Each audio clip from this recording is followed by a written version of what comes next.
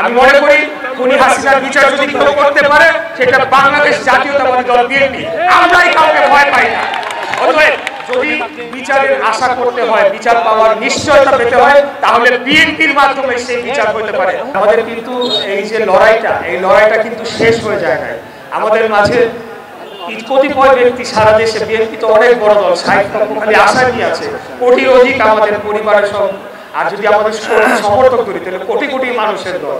সেখানে কিছু ব্যক্তি যদি অপরাধ প্রবণ হতেই পারে, সে অপরাধ করতে পারে, কিন্তু সেটার দায় দল নিবে না, সেটার ব্যক্তি দায়, সেটা বিএনপির কোনো বিষয় না।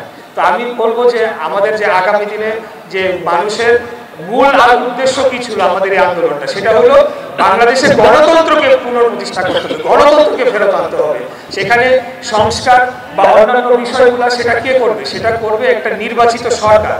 একটা অনির্বাচিত বা অন্তর্বর্তীকালীন সরকার কিন্তু স্থায়ীভাবে কোনো সমাধান সেটা দিতে পারে না, এবং দিলেও সেটা স্থায়ী হবে না। পরবর্তী সরকার যারা আসবে সংসদে বসে তারা সেটাকে পাশ করলে পরে এই বর্তমান সরকার সমস্ত কার্যক্রম সেটা বৈধতা পাবে। অতএব আমরা আহ্বান জানাবো বর্তমান অন্তর্বর্তীকালীন সরকারকে আপনাদের এই সভার মাধ্যমে, তারা যাতে এখানে আন্দোলনের সর্বোচ্চ যারা অংশীজন সেটা হলো বাংলাদেশ জাতীয়তাবাদী দল বিএনপি, আমাদের সাথে বারে বারে বসতে হবে, বারে বারে আলোচনা করতে হবে, যাতে আমরা তাদেরকেও সহযোগিতা করতে পারি। আগামীতে এই খুনি স্বৈরাচারী ফ্যাসিস্ট হাসিনা যাতে কোনোভাবে ফেরত না আসতে পারে সেটাকে ঠেকানোর জন্য, এবং আগামীতে একটা সুষ্ঠু, সঠিক, নিরপেক্ষ নির্বাচন অনুষ্ঠানের জন্য, এবং তারা যে বিচারিক প্রক্রিয়া শুরু করেছে খুনি হাসিনা অবশ্যই বিচার করতে হবে। আমি মনে করি খুনি হাসিনার বিচার যদি কেউ করতে পারে সেটা বাংলাদেশ জাতীয়তাবাদী দল বিএনপি। আমরাই কাউকে ভয় পাই না। অতএব যদি বিচারের আশা করতে হয়, বিচার পাওয়ার নিশ্চয়তা পেতে হয়, তাহলে বিএনপির মাধ্যমে সেই বিচার হতে পারে। খুনি হাসিনাকে বিচার করার অধিকার না, আমি বলবো যে ক্ষমতা সবচেয়ে বেশি রয়েছে বাংলাদেশ জাতীয়তাবাদী দল বিএনপি। উৎসবের খুশি হবে নগদে বেশি, কারণ ঘন্টায় ঘন্টায় আছে গিফট জেতার সুযোগ। আমরা কাউকে ভয় পাই না, কারো রক্ত চক্ষুকে ভয় পাই না। হাসিনা যখন ক্ষমতায় ছিল তখনও খুনি হাসিনা আমরা ঢাকার রাজপথে আমরা কম্পন ঘটিয়েছি, রাজপথ কাঁপিয়েছি।